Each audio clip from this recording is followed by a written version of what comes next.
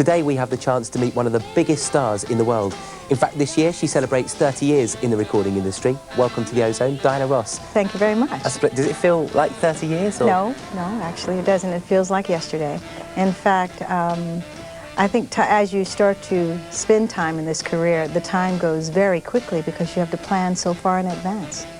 So I'm already in 1994, you know, with my schedule.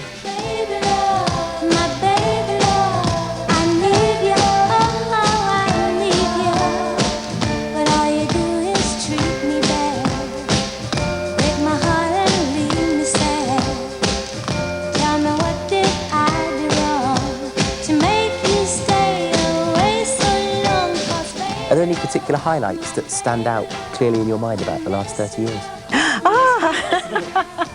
Well, that's hard to do. Quite a few, actually. One that just comes to mind is I did a show in New York in Central Park, and I was caught in the rain. And I don't know if you ever got a chance to see that, but it was quite an extraordinary event because there was at least 1 million people, and it was supposed to be a daytime show, but the skies went black and I was caught in a storm. And I didn't want to leave the stage. I wanted to try to talk the people out of the park so there wouldn't be any difficulties. And that was quite an event that evening.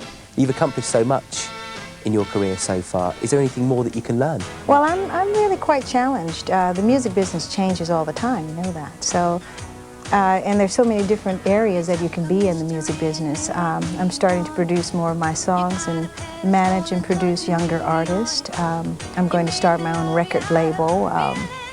I just did an entirely new type of album. I did jazz and blues. I'm really quite a blues lover and jazz lover, so I did a new production of that. And there's so many different facets of this career, so many different things that you can do, so it never gets boring.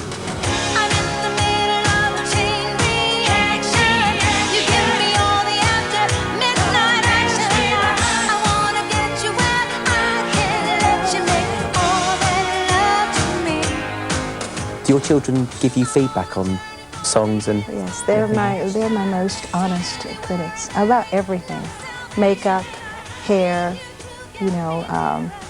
They're really, in fact, I expect it from them to be able to tell me what is really so as compared to what other people might. And someone might say, "Oh, you look great," and my daughter might say, "Mom, you know."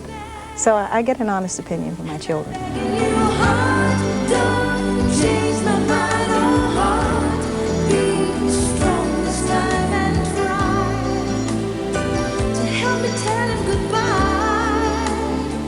Already you've sung with the legendary Marvin Gaye and also Lionel Richie, and then of course that was that marvellous event at Christmas when you sang alongside the operatic tenors, Carreras, wasn't it, and Domingo.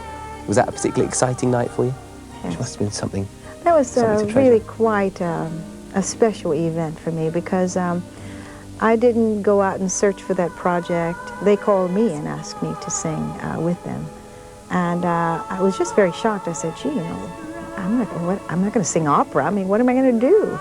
And when they explained to me it was just me being myself, I was very excited about the event. Of course, you're famous for your gowns too. There was that amazing one that you wore at the inauguration of the new President, Bill Clinton. That was quite a story about that day, because when I was called to ask to be involved in the reunion, I had no idea that it was going to be outside. So I went about having my costumes made and all of that, and then I talked to Quincy Jones, who said, you know, we're right at the Lincoln Memorial and we're going to be outside, and I went like, what? The big fun part with that whole evening is I bought this kind of red ski coat, and then I didn't decide to put it on to the last minute, and as I opened my arms like that, I don't know if anyone noticed, everybody I know noticed, and I'll never forget it. A big white tag right inside.